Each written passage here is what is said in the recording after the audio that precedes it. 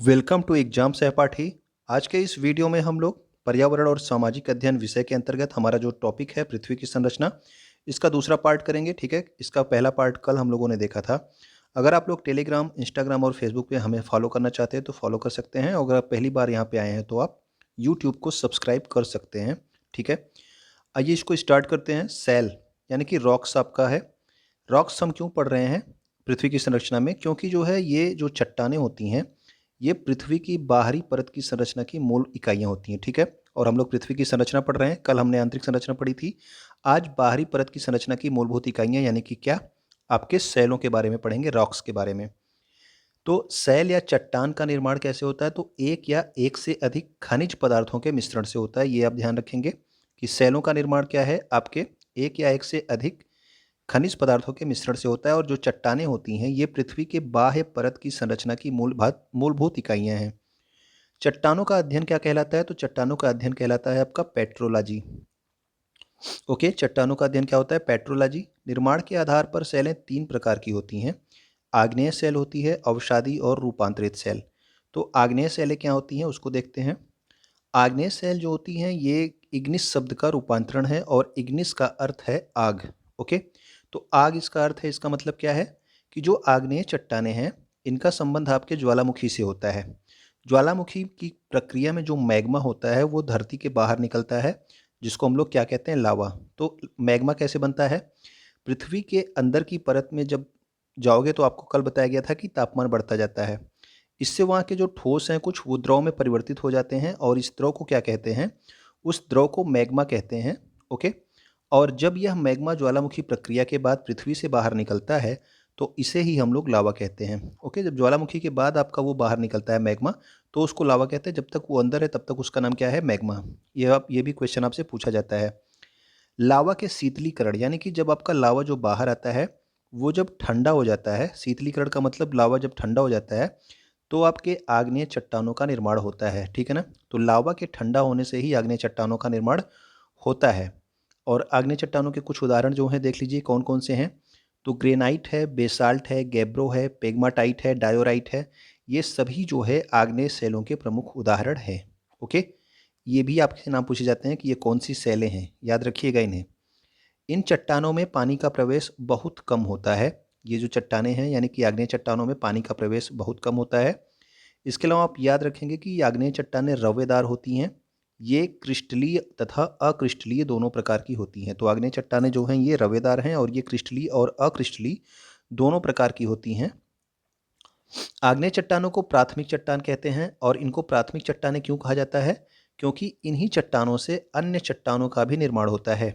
यानी कि आपका आग्नेय चट्टानें जब अपरदित होती हैं तो आपका अवसादी बनता है, और आग्नेय चट्टानों में ताप दाब की क्रिया के फलस्वरूप जो है आपका कायांतरित चट्टानें भी बनती हैं। इसीलिए आग्नेय चट्टानों को क्या कहते हैं? प्राथमिक चट्टान कहते हैं। भारत में जो आपका दक्षिण का पठार है वो अधिकतर आग्नेय शैलों से ही निर्मित है। ठीक है, तो आपसे पूछा जाता है दक्षिण का पठार पे अधिकतर कौन सी शैलें पाई जाती हैं? तो आपकी आग्नेय शैलें पाई जाती हैं। आग्नेय चट्टानों में जीवाश्म का अभाव होता है, यानी कि ये जो आपका जीवाश्म होते हैं, जीव जंतुओं के सड़े गले अंश होते हैं, उनको आप जीवाश्म बोलते हो।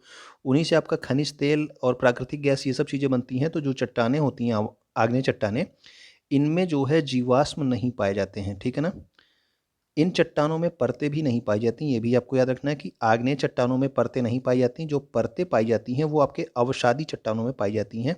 अवसादी चट्टानें जो हैं इनको आप परतदार चट्टानें भी कहते हो। ओके, तो अवसादी में पाई जाती हैं लेकिन आपके आग्नेय में नहीं पाई जाती।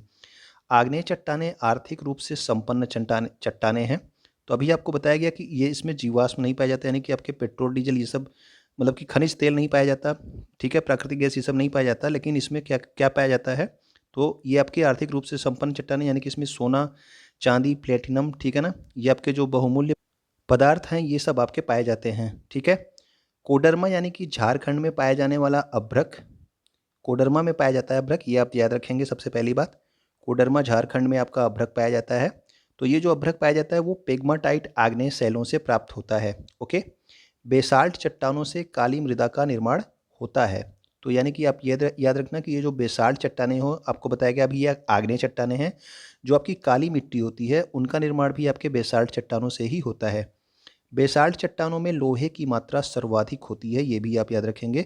लोहे की मात्रा जो है किन चट्टानों में सर्वाधिक होती है, तो बेसाल्ट आग्नेय चट्टानों में। ठीक है, आग्नेय चट्टानों की ही एक प्रकार है आपकी, उसी में आपका बेसाल्ट चट्टानें होती हैं, आग्नेय चट्टानें। अगला है आपका परतदार या अवसादी चट्टानें, इनको हम सेडिमेंट्री रॉक्स बोलते हैं। तो अवसादी चट्टानों का जो निर्माण है वो आग्नेय चट्टानों में अपक्षय और अपर्दन की प्रक्रिया के फलस्वरूप होता है। ठीक है ना। अभी आपको बताया गया कि आग्नेय चट्टानों को क्या कहते हैं, प्राथमिक चट्टानें, क्योंकि इनसे अवसादी और कायांतरित दोनों चट्टानों का निर्माण होता है। ठीक है, तो ये भी आपका जब आग्नेय चट्टानें अपक्षयित या फिर अपरदित होती हैं तो उनसे जो है अवसादी चट्टानों का निर्माण होता है। इसके अलावा भी अवसादी चट्टानों का निर्माण अलग अलग तरीकों से होता है, वो अभी आपको बताया जाएगा। अवसादी चट्टानों को परतदार चट्टान या फिर तलछटी चट्टान भी कहा जाता है, ये भी आप याद रखेंगे। इनको जो है ये भी नाम से आपके ऑप्शन में मिल जाता है क्वेश्चन में। परतदार सैलों का निर्माण अवसाद या मलबा जमने के कारण होता है। ठीक है ना, नदियों द्वारा जो अवसाद मलबा या फिर जो है बरसात में एक एक आपके बहते हुए पानी से जो है क्या होता है कि आपका मलबा एक जगह से जाकर दूसरी जगह पे लगातार इकट्ठा होता रहता है। ठीक है ना, तो इनसे भी जो है आपकी अवसादी चट्टानें बनती हैं। सैल के छोटे छोटे कणों को हवा बहता हुआ, यानी कि छोटे छोटे जो कण होते हैं उनको हवा के द्वारा या बहता हुआ पानी या हिमानी अपने साथ बहा कर ले जाती है और उन्हें समुद्र के तल या भूभागों पर एक परत में जमा करते रहते हैं, एक ही जगह पे आके गिरते हुए ऐसे जमा होते रहते हैं। और बाद के काल में ये दबाव या रासायनिक प्रतिक्रिया के कारण परत दर परत ये जमा होती जाती हैं और इन्हीं जो चट्टानें होती हैं इनको क्या बोलते हैं, फिर अवसादी चट्टानें कहा जाता है। ओके, तो अवसादी चट्टानों के कुछ उदाहरण जो हैं वो आपके बलुआ पत्थर हो गया, स्लेट हो गया, चूने का पत्थर हो गया, कोयला हो गया, सेल खड़ी हो गया, कांग्लोमेरेट, ये सभी जो चट्टानें हैं ये सभी परतदार चट्टानों के उदाहरण हैं। ओके, अगला हम लोग देखते हैं धरातल के 3/4 भाग में, यानी कि 75% भाग में आपकी अवसादी सैलें पाई जाती हैं। ये आप ध्यान रखना कि 3/4 भाग में, यानी कि पूरा जो आपका क्रस्ट यानी भूपर्पटी वाला पार्ट है उसके 3/4 भाग में आपकी अवसादी सैलें पाई जाती हैं। सबसे ज़्यादा मात्रा में अवसादी सैलें ही पाई जाती हैं। लोयस का जमाव वायु निर्मित परतदार चट्टान का प्रमुख उदाहरण है। यानी कि अभी आपको बताया गया कि हवा के द्वारा भी कणों को इकट्ठा करके एक जगह से उठा के दूसरी जगह पे परत दर परत जमा किया जाता है ना, तो ये आपका लोयस होता है जो आपकी वायु द्वारा निर्मित परतदार चट्टान का सबसे अच्छा उदाहरण है। तो ये देखिए यहाँ पे ये आपका लोयस है। इसमें आपका क्या होता है कि हवा के द्वारा आके ये एक जगह पे जमा होती जाती हैं। ठीक है, तो इनको बोला जाता है क्या, लोयस बोला जाता है। अवसादी चट्टानों में परतों का विकास होता है, अभी आपको बताया गया। ठीक, तो ये परत दर परत जमा होती है, तो अवसादी चट्टानों में परतों का विकास होता है। इसमें जो है एक उदाहरण आपसे एग्जाम में पूछा जाता है कि हिमालय पर्वत किस प्रकार की चट्टानों का उदाहरण है। तो हिमालय पर्वत में परतदार चट्टानें पाई जाती हैं, ये भी आप ध्यान रखना। ठीक है ना, हिमालय पर्वत में परतदार या फिर अवसादी चट्टानें पाई जाती हैं। अवसादी चट्टानों में जीवाश्म भी पाया जाता है, ये भी याद रखना। अभी आपको बताया कि आग्नेय में नहीं पाया जाता, लेकिन अवसादी में जीवाश्म पाया जाता है। अवसादी चट्टानों में ईंधन खनिज, यानी कि आपके कोयला हो गए, खनिज तेल, ये सब पाए जाते हैं। जब जीवाश्म आपका पाया जा रहा है तो आपका कोयला, खनिज तेल, इन सब की प्राप्ति अवसादी चट्टानों से होगी ही। ओके, अवसादी चट्टानें नदी घाटी क्षेत्रों में पाई जाती हैं और भारत में जो है आपका दामोदर, महानदी और गोदावरी नदी घाटियों में अवसादी चट्टानों में क्या पाया जाता है, तो कोयला पाया जाता है। ठीक है ना, दामोदर, आपका महानदी, इन सभी जो गोदावरी नदी घाटियाँ हैं यहाँ पे आपको अवसादी चट्टानों में कोयला पाया जाता है। आगरे का किला तथा दिल्ली का जो लाल किला है ये अवसादी बलुआ पत्थरों से निर्मित किया गया है, ये भी आप याद रखना। ठीक है ना, आगरे का किला या फिर दिल्ली का लाल किला किन तरह के पत्थरों से निर्मित किया गया है, तो अवसादी बलुआ पत्थरों से निर्मित किया गया है। अगला है हमारा रूपांतरित सेल। तो आग्नेय और अवसादी सेलों में, ठीक है ना, जो ये रूपांतरित सेल है इनका निर्माण इन दोनों से होता है।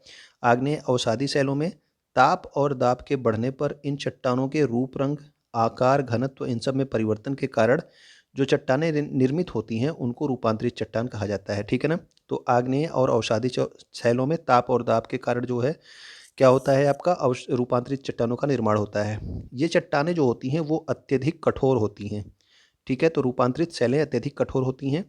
इनमें जीवाश्म और परतें भी नहीं पाई जाती। ठीक है ना, तो जीवाश्म और परतें आपके किस जो है चट्टान में पाई जाती हैं, तो वो केवल अवसादी चट्टानों में पाई जाती हैं, ये भी याद रखना। ठीक है ना, तो रूपांतरित में भी जीवाश्म और परतें आपकी नहीं पाई जाती हैं। कायांतरित चट्टानें उच्च ताप और दाब में पिघल कर द्रवित मैग्मा बनाती हैं। तो जो आपका मैग्मा आपको बताया गया था, ठीक है ना, मैग्मा आपका अंदर बनता है वो किस किस तरह की जो है चट्टानों से बनता है, तो वो आपकी कायांतरित चट्टानों से बनती हैं। ठीक है ना, अंदर जो आपका मैग्मा बनता है जो आपका ज्वालामुखी प्रक्रिया से बाहर निकलता है लावा के रूप में, ये चट्टानें मूल्यवान पत्थर संगमरमर से लेके हीरा, नीलम, मणिक, ये सभी रत्न कहाँ पे प्राप्त होते हैं? तो ये सभी रत्न जो हैं आपके कायांतरित चट्टानों से प्राप्त होते हैं, ठीक है ना। हीरा, नीलम, मणिक ये सभी जो है कायांतरित चट्टानों से प्राप्त होते हैं। अब देखते हैं कुछ चट्टानों का रूपांतरण जो आपके एग्जाम में पूछा जाता है। तो ग्रेनाइट से जो है कौन सी चट्टान रूपांतरित होकर बनती है? तो वो बनती है आपकी नीस। बेसाल्ट से आपका ग्रीन स्टोन बनता है।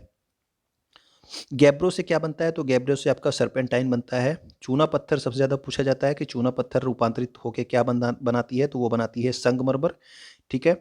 चाक और डोलोमाइट से क्या बनता है? तो इनसे भी संगमरमर का निर्माण होता है। बालू का पत्थर भी आपसे बहुत बार पूछा जाता है, ठीक है ना। बालू का पत्थर जो है इनसे जो है क्या निर्माण होता है? तो बालू का पत्थर जो है इनसे निर्माण होता है क्वार्टजाइट का। सेल से किसका निर्माण होता है? तो सेल से स्लेट का निर्माण होता है। और कोयले से ग्रेफाइट और हीरा। कार्बन के अपर रूप है ग्रेफाइट, हीरा, ये आपको पता है, ठीक है। तो ये हमारा दूसरा वीडियो था और हमारा पृथ्वी की संरचना वाला टॉपिक यहाँ पे ख़त्म होता है। उम्मीद करता हूँ कि चीज़ें आपको अच्छी लग रही होंगी। अगर आपको अच्छा लग रहा हो तो आप इसको अपने और दोस्तों के पास शेयर ज़रूर कर दिएगा और कमेंट करके आप मुझे बताइएगा कि आपको क्या अच्छा लगा, ठीक है ना, और क्या अच्छा नहीं लगा, किस तरह से होना चाहिए। वीडियो आप लाइक कर दीजिएगा और वीडियो देखने के लिए आपका बहुत बहुत धन्यवाद।